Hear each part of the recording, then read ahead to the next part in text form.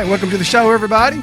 This is, you like our shirts? Yeah, check out these new shirts we got here. This is Tennessee Wildcast, Tennessee Wildlife Resources Agency's weekly podcast show. Tell your friends about us. If you haven't seen all the shows we've done so far, you're missing a lot of great information that will help you as a sportsman of Tennessee, a wildlife lover, an enthusiast, and they're on all the time. You can still go watch every single one of them. This is show number 26, by the way. Show number 26. We're moving right along. Yep, and we need a lot of folks to know about it because we're going to stay here. We're going to bring you some good stuff, information, so you don't have to say, I didn't know that, or they didn't say that, or how do we learn about that? It's right here all the time. Yep. This is Jason Harmon. I'm Doug Markham. We both work at the agency.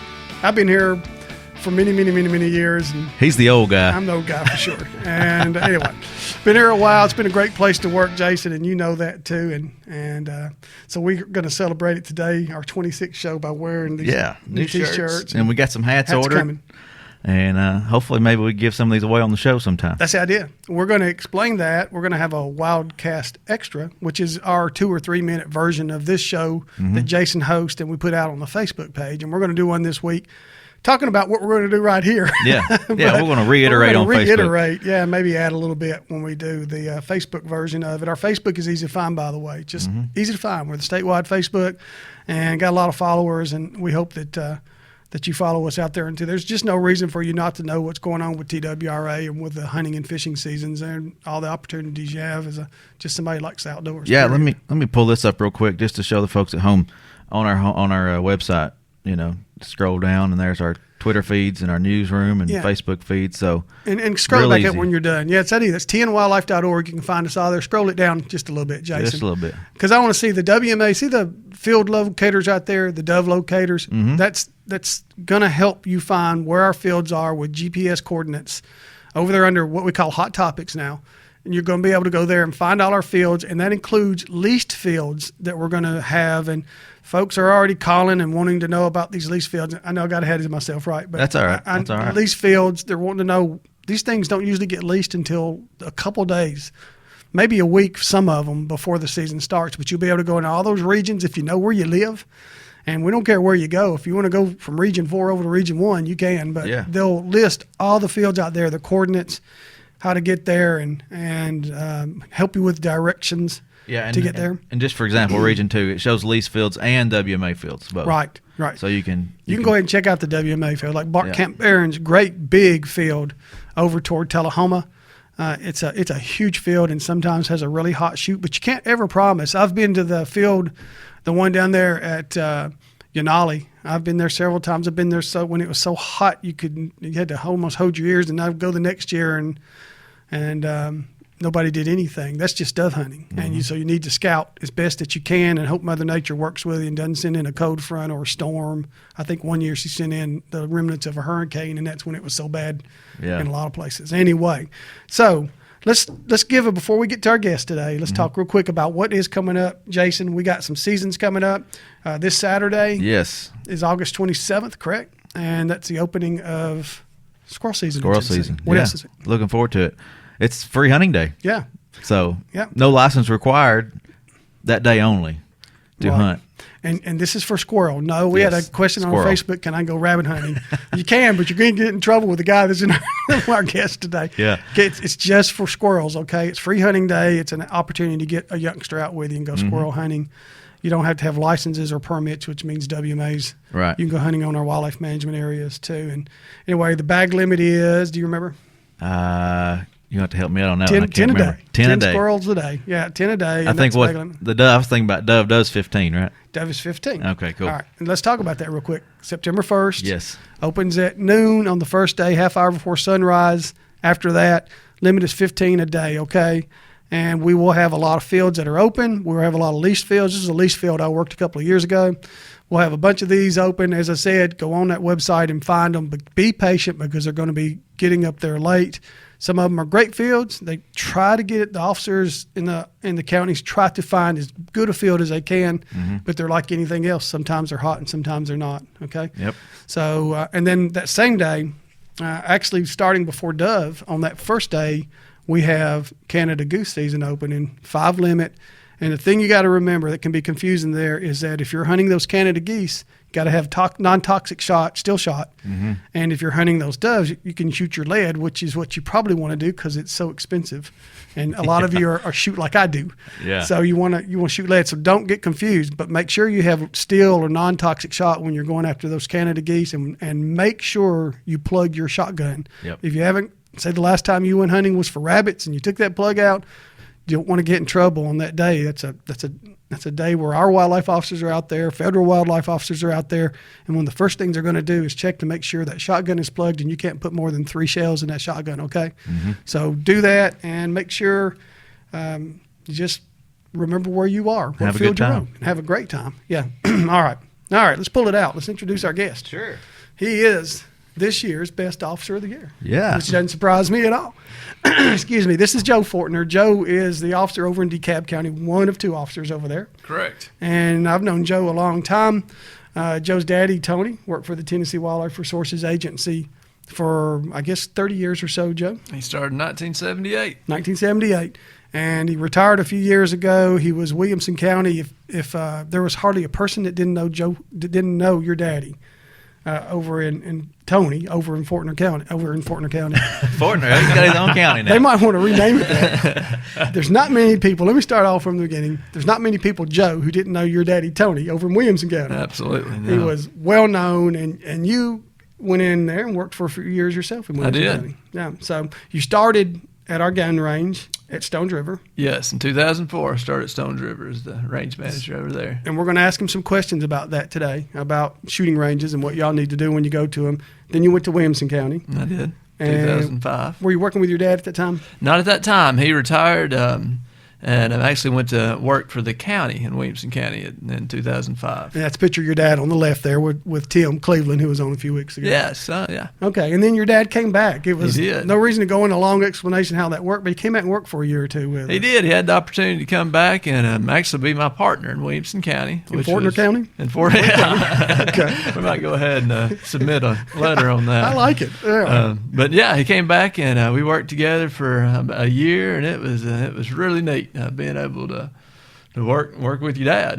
Not only just work with, but be your partner as far as in law enforcement, and who were the 2 officers in Williamson County, and that was really fun. I learned a lot from him. He had a lot of years. Your dad's a smart man. Absolutely, absolutely. So it helped me out tremendously, and it was just a really neat opportunity to be able to do that. Okay. And then from Williamson County, you recently, or a few years ago, you made another move over to what we call Region 3, out of Region 2 into Dekalb County. That's right. Went right across the regional line into DeKalb County in spring of 2012. Spring of 2012. All right. How's the move been for you? It's been good. Been good. Great county. Just good folks over there, and got a good partner. We're happy. All right. Tony Cross is your partner over there, right? Or should we call it Cross County? Cross County. That's right. That's about right. He's got a similar reputation as my dad did for all those years. He's been there for a long time, and everybody knows Tony, and everybody loves Tony. I have much respect for Tony. He's a good officer over there. Well, you've done a good job, Joe. You have won this year's Officer of the Year, Southeastern Outdoor Officer of the Year, Tennessee's Officer of the Year, and you get to go to a big meeting later this year and be among the candidates who might be named Southeastern Officer of the Year. And anyway, whether you do or not, it's a great honor, and it's given to officers who do a lot of work with both enforcement but also their information, their efforts with the public and all that kind of stuff. And so, great honor.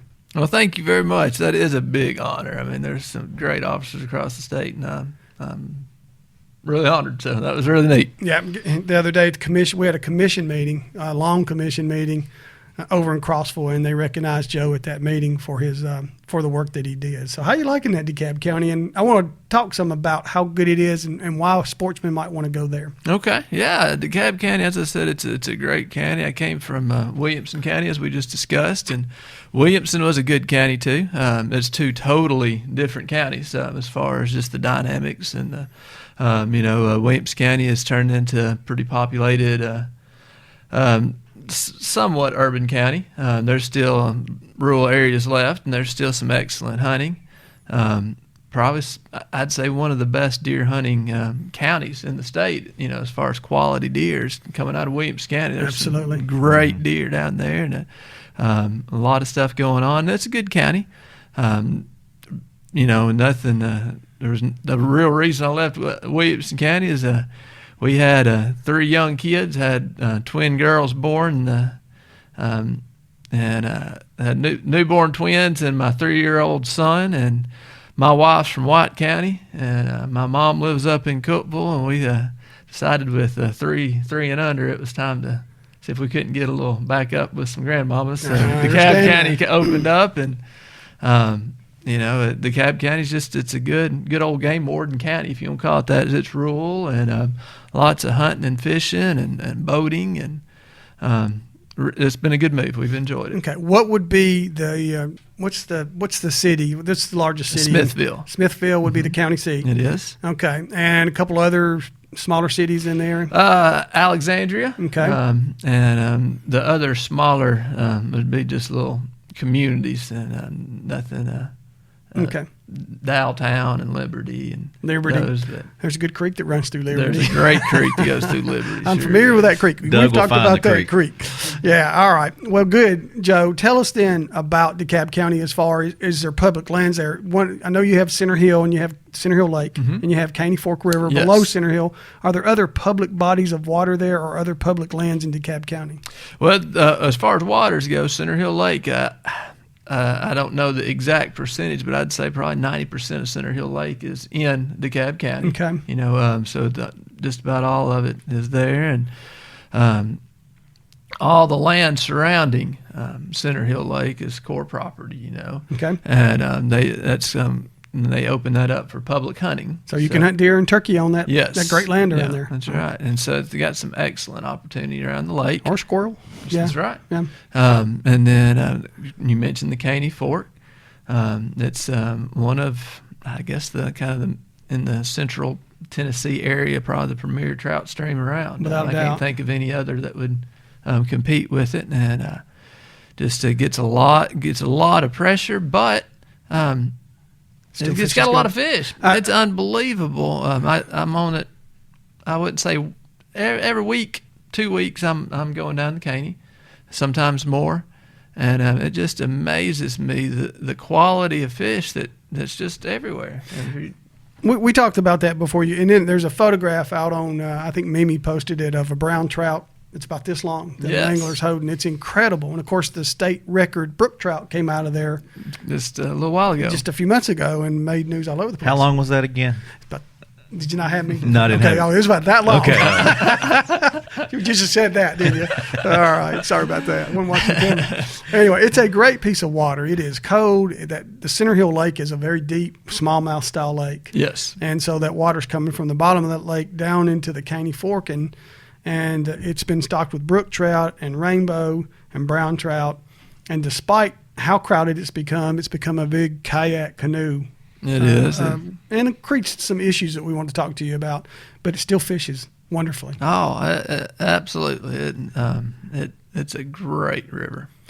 People, they fly fish it, as you saw. They rod and reel fish it. They spin fish it. They use corn. They use salmon eggs. They use flies that are so small. Chris Nishin, our guide friend, you can't even see what they are and catch monster fish on them. Mm-hmm. It's a unique place. There are a lot of difficulties on it or controversies on it right now. Joe, I don't think anybody's come to fist fights yet, but people getting used to each other. We have a campaign going called Share the River that was started in large part because of the Caney Fork River, because a few years ago, a lot of liveries, canoe liveries or kayak liveries sprung up down there. Now you got these folks that are all over the place doing this, and it's within their right. They're doing what they want to do. But sometimes some of these folks are new to what they're doing, and they don't know when a person's fishing to give them a little room, and it creates some irritation there.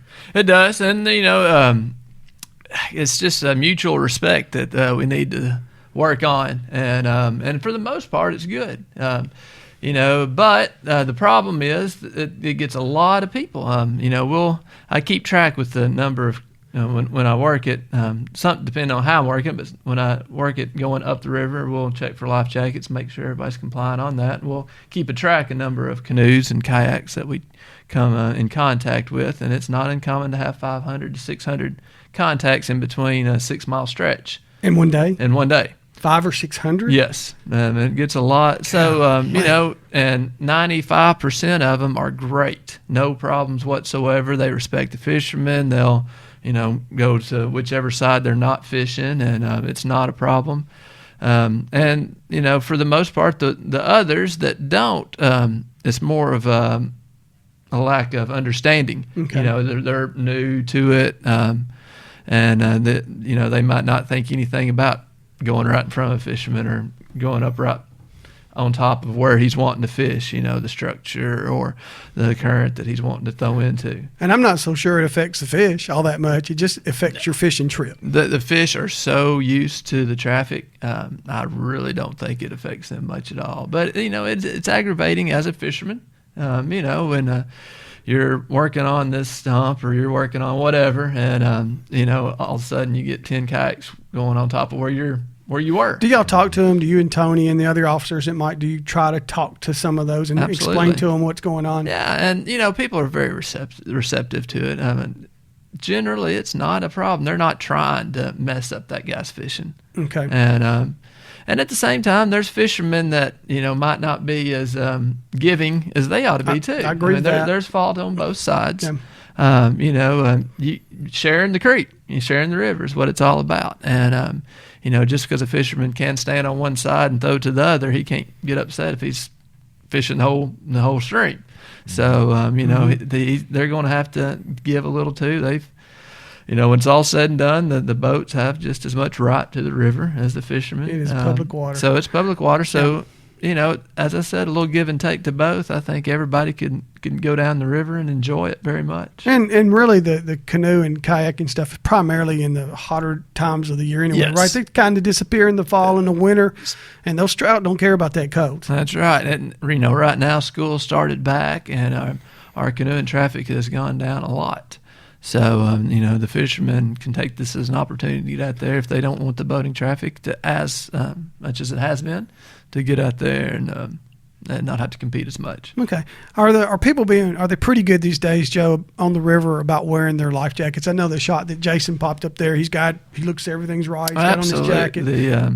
They're doing a really good job. You know, the majority probably don't wear it, you know, but they've got it within hand's reach 96% of the time. Okay. So it's, you know, we check, as I told you, we check a lot of boats, and, you know, we'll write, you know, a few tickets for it. You know, it's a generating river. It can commit, you know, dangers, you know,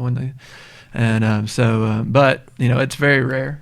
You know, 99% of the time, everybody's compliant. And then are the folks putting life jackets on the kids that are 12 and under on it? Yeah, for the most part, they are. Okay. You know, here again, this very, very small percentage don't. But as far as just the compliance rate, it's they're very good about, you know, keeping those kids safe. All right, good deal. And I'm glad you brought up the generation schedule too. If you've never fished below a dam, they generate. They turn on the big boils or the generators, and they boil out, and the water comes down, and the levels rise real quick.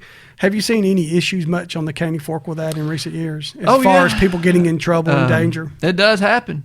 It's not, you know, this year, I need to knock on wood, we haven't had that call yet. But up till this year, since I've been there for 3 or 4 years, we've had at least one rescue that we've had to come down and assist with. And that's, don't park your trucks out on those gravel bars. now we have lost 2 trucks this year. Have you? I sure have. People, you know, if you're used to a river that you can just go drive down to and park right beside it and go down and float and come back, don't do it on the Caney Fork, because that water you'll see nothing but the cab of the truck when you get back if they're generating. It does happen if you leave your equipment laying on that bar, walk away from it. If you leave anything out there, or even your body. I learned a long time ago with my long legs that when that water starts rising, you better get out of there quick. You don't waste any time, and especially if you got on waders, because that stuff will come over the top of that. And they can get bad in a hurry with waders. You know, those waders fill up before you realize it, and you're in trouble. Yeah. All right. Wonderful river. Just be safe with it. That's right. Be cordial of everyone. Tell me about Center Hill Lake a little bit. Is it getting a lot of traffic these days? Are there starting to be much development around it? Still a sort of reclusive lake? How would you describe it? I would compare it to when I was in Williamson and I'd come, help with Percy Priest and the Davidson County lakes. It's much lower key, much slower, much to me more enjoyable. There's not as many boats, and it's a different lake than that. But we're close enough to Nashville. You can be on Center Hill in about probably less than an hour from Nashville.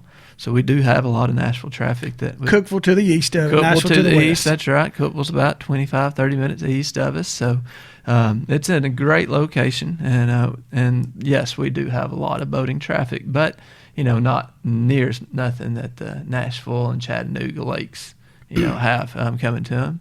But we definitely. I've never got good on it. But the fishermen that are good on Center Hill, they're some of the best fishermen you'll ever come across. They can catch those bass fishermen. There's a bass club over there, one or two there. Yeah. They are as good as anybody I've seen. They are, and it's a different lake. If you're used to the Percy Priest or the Old Hickory Lakes, they're somewhat shallow. If you want to, and Center Hill, and it's a big impoundment and it's deep, and it's drops off quick, and it's different fishing than.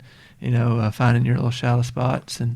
But yeah, absolutely some excellent fishermen, some good smallmouth over there. And a few years ago, I didn't fish tournaments much, but it was a charity tournament, and I fished it with a friend of mine, and we ran all up and down the lake, and we weren't catching anything. And naturally, we weren't catching anything nobody else was. And when we went back, they weighed in, I think, 800 and something pounds of largemouth and smallmouth. And I knew that tournaments were never going to be for me. It's a wonderful lake, though. It's got good smallmouth in it and good largemouth in it, and it's got great big bluegill and shellcracker in it.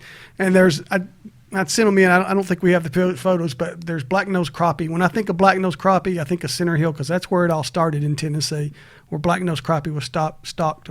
Anders Murr, maybe before your time. It was definitely before I was over there, yeah. Yeah, and they stocked black-nosed crappie in the Center Hill, and they took off there, and everybody loved them, and now we stock black-nosed crappie all over the place. I didn't know that. You taught me something. Yeah, so that was where it started, There's a guy named Anders Murr, and he's one of your biologists over in Region 3 before you started. I know the name, yeah. Yeah, he did a great job, and also had stuff to do with that size limit over on Del Holler for those smallmouth that everybody loved now. Okay. So he was good. Anyway, what other little secrets do you have over in Dekalb County? Good deer and good turkey hunting.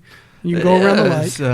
We're still close enough. We got, half the counties in the Nashville Basin area, so it's still got that quality, deer that the Nashville Basin grows so well. Smaller bodies of water? There are some streams and creeks. While we're talking about trout, we have a couple of small trout creeks that we stock in February, March, and April, called Pine Creek and Sink Creek are the two creeks that we do that to, and it gets a lot of it seems like it's mainly the locals that come down there and kind of get away from the Caney Fork and enjoy it.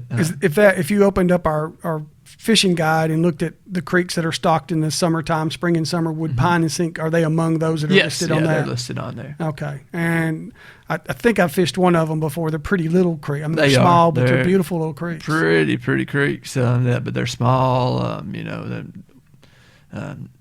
not very deep, man. They're good creeks to fish. Okay. Remember, you got to have permission to access a lot of those. Yes. Right? Yeah. You got to have permission, and there's a couple of spots that everybody can go down there and have access to. But yes, if you go very far either direction, you're gonna have to have permission to be on their land. Okay. All right. Let's switch subject a little bit. Back in the days before you worked in Fortner County, you were the range. You ran the range at Stones River. Yes. And this is a time of year where a lot of folks are going to our shooting ranges and getting ready for deer season. And a lot of folks go to them. I'm going to ask you that question. So a lot of folks just go to shoot. The days you were there in the very early days of Stones River Range, and it's a really good range right here in the Nashville area, near between Mount Juliet and Nashville. Mm-hmm. And great range, great public range. What did you see in terms of people who were using it? Were they mostly hunters, or were they mostly shooters, or a combination? It was a combination. It's got a pistol range on, one of the three ranges is a handgun range. And it would get a lot of users that weren't necessarily hunters that just like to shoot. I guess everybody kind of had that same common interest, and they probably hunted before, but it seemed like the handgun shooters that a lot of them just enjoy to shoot, just enjoy going and shooting. So I'd say it's probably half and half. A lot of them probably don't hunt as much as they have in the past, or maybe not even at all. But they want to keep shooting. But they want to keep shooting. That's right. It's a good sport. Do you remember if you had the do's and don'ts of a range, or if you had the tips that you wanted to give folks coming to a range? What would they be? What mistakes did people make? What did they do wrong? What did they do right? Well, I guess the first thing on a range, today, not everybody, but a lot of people have concealed carries, and it's perfectly fine to carry a concealed loaded firearm. But when you come to a range, we want to inspect that firearm. Mm-hmm. We want to make sure before you're shooting it down range on our ranges that it's the gun is going to be safe for you and whoever's on the lane next to you.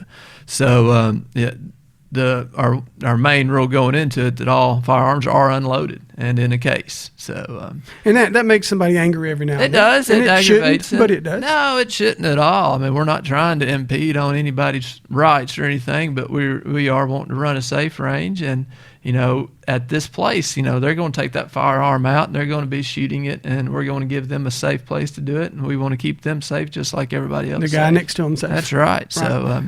When they leave, they can load it up, stick it back on their hip, and do whatever. But when they come in, they're going to go through the inspection station, and it does need to be unloaded and encased, and so everybody can, take it out and look at it and, make sure that it is what it needs to be to shoot at a public range. Okay, all right. If they do that, everything goes in. There were very few incidents when you were there. Yes. When I was there, there wasn't really any problems as far as with the firearms themselves. People, we give everybody a safe place, a safe line to shoot on. They can't go past it, and as long as they're pointed down range, and that there's no problems. It's a manned range, meaning that there's range safety officers that work it, RSOs we call them, and we try to keep 2 or 3 per range. One of them sitting on the podium, overlooking everybody, calling the hot, and he's on the megaphone and calling the hot range and cold range, and giving the commands. And then there'll be 1 or 2 walking around, just making sure that everybody's doing what they need to do. What would the agency do without range safety officers? Oh, that would shut down. Yeah, that place is held together by that core group of guys. These are all volunteers. All volunteers, and just an incredible group of people, and that's what keeps it going. If it wasn't for that, you couldn't operate a safe public gun range. Okay, so make sure you have everything encased. Any other tips like that? Anything for the rifle or that you can think of? Well, just more than anything, listen to the commands. Okay. And it can be difficult. Once you get your earplugs in and your muffs on, they're on a loudspeaker, so they can be heard. But listen to the commands, and when you hear something in the background talking, listen to them, and they say ceasefire, it's time to quit, or they'll give a 2-minute warning, or and just tell you what you need to be doing to keep everybody safe. Okay, and these ranges are open to everybody, right? Correct. You don't have to have a hunting license to go on there. What do you need, Joe? Well, you can go in and buy your permit there on site. I think it's been a few years since I was there, but I believe it's $8 2-hour. I'm shaking my head, but I'm not sure either. But it's on our website, and I can see That's Jason right. in the background Check out our working website over it. for sure. It's out there. Last time we talked a little about range, after the words, we said, "Hey, there's prices on there. We should have shown it." Yeah, we should have shown that. So it's on this website, right? It's around the $8 mark, and it's for 2 hours of range time. It's a pretty good deal to be given such a good place to go. All right, Joe. What's your wife's name? Misty. And your children? You got 3 kids. Carly and Jolie are the twins. They're 3 years old, and my son's 6, and his name is Anderson. And is he going to Williamson County one day too? Well, he might. Or whatever He county. might. Fortner County. Joe, you're great. We appreciate you being on here. Well, thanks. I enjoyed it. Congratulations. I appreciate it very much. You're a young guy that's already done a lot of stuff. And I heard somebody call you a kid the other day at the commission meeting. I thought, well, he's not quite a kid, but he's not far from it. He's a great officer, Joe. Thank you very much. All right, Jason. Hey, Make sure you check out our show, tnwildcast.com. You can find all the previous shows, the current shows right there. Watch Facebook and Twitter. We're going to be putting out our Wildcast Extras, and that'll keep you up to date on what's going on in Tennessee. Hey, win your hat and shirt. Yeah. All right, hat and shirt. Watch that extra. We'll see you next week. Thanks.